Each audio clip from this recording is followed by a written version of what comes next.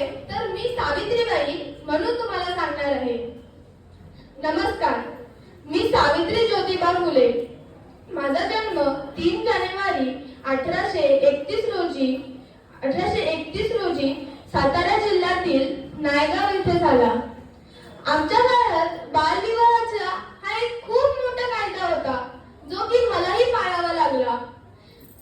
तो कायदा पाळून माझा विवाह वयाच्या अवघ्या 9व्या वर्षी ज्योतिबाराव फुले यांच्याशी झाला. आमच्या काळात स्त्रियांनी शिकायचं नाही, पुरुषांकडे वर मान करून बघायचं नाही, 4 चौघात बोलायचं नाही, अशा कित्येक प्रथा होत्या. पण माझ्या मनात काही वेगळंच होतं. मला शिकायची आवड होती. माझ्या मनातलं ज्योतिबारावांनी ओळखले. त्यांनी मला शिकवले. त्यांनी मला आमच्या घरातच शिकवले. पण त्यांना शिकवताना आणि मला शिकताना अनेक अडचणी आल्या.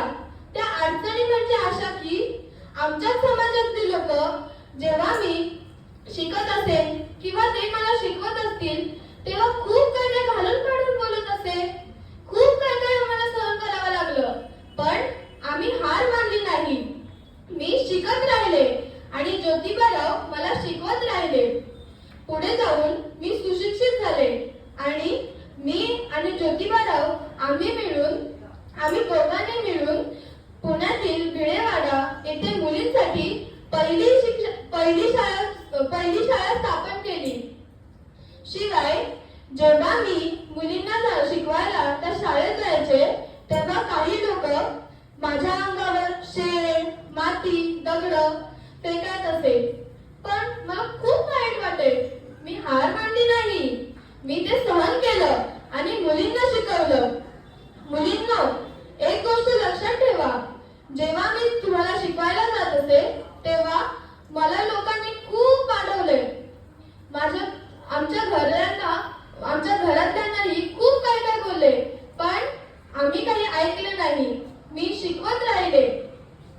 जेव्हा मी शिकवायला जात असे तेव्हा लोक माझ्या अंगावर दगड, माती, शेण फेकत असे, ज्यामुळे माझी साडी खराब होत असे. म्हणून मी माझ्यासोबत एक दुसरी साडी घेऊन जात असे. आणि तुम्हाला माहिती आहे का, मला भारताच्या स्त्रीवादाची जननी म्हणूनही ओळखले जाते. मुलींनो, त्या काळात मी शाळा सुरू केली म्हणून आज आपली मुलगी अंतराळात पोहोचली आहे. मुलींनो, त्या काळात मी शाळा सुरू केली म्हणून आज आपली मुलगी अंतराळात पोहोचली आहे. एवढंच नव्हे तर आपल्या भारत देशाची पहिली नागरिक बनली आहे. एक गोष्ट लक्षात ठेवा. पण मी तुमच्यासाठी एवढं सगळं केलं, लोकांचा त्रास सहन केला, अधिकारासाठी लढले, हक्कासाठी लढले. पण मला कुठेतरी राहून खंत वाटते की मी तुमच्या अधिकारासाठी लढले, हक्क मागितला, पण याचा काहीच उपयोग नाही होत. आजकालच्या मुली शिक्षणावर लक्ष देण्याच्या ऐवजी काही वेगळ्याच मार्गावर चालल्यात. एक गोष्ट लक्षात ठेवा.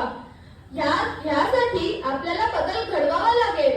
जर आपण घडवला नाही तर हा समाज आपल्याला नेहमीच खालच्या पातळीचा दर्जा देत राहील. तर चला तर मग आपण सगळेजण एकत्र येऊन या समाजाला दाखवून देऊया की नारी शक्तीमध्ये किती ताकद असते. कधी कधी हे मी माझ्या उघड्या डोळ्यांनी बघत असते तेव्हा मला खूप कधी असं वाटतं की मला पुनर्जन्म घ्यायलाच हवा. कारण आज मुलींना शिकायला मिळतंय पण ते लक्षच का नाही देत, असं मला खूप वाईट वाटते. मला तुम्हाला एकच सांगायचं आहे की आजची मुलगी उद्याची स्त्री आहे आणि ती स्त्री जेव्हा तिचा निर्णय स्वतः घेईल, जेव्हा ती स्वतःच्या पायावर उभी राहील, तो दिवस माझ्यासाठी सोन्याचा दिवस असेल. एवढे म्हणून मी माझ्या विचारांना पूर्णविराम देते व इथेच आपल्या सर्वांची रजा घेते.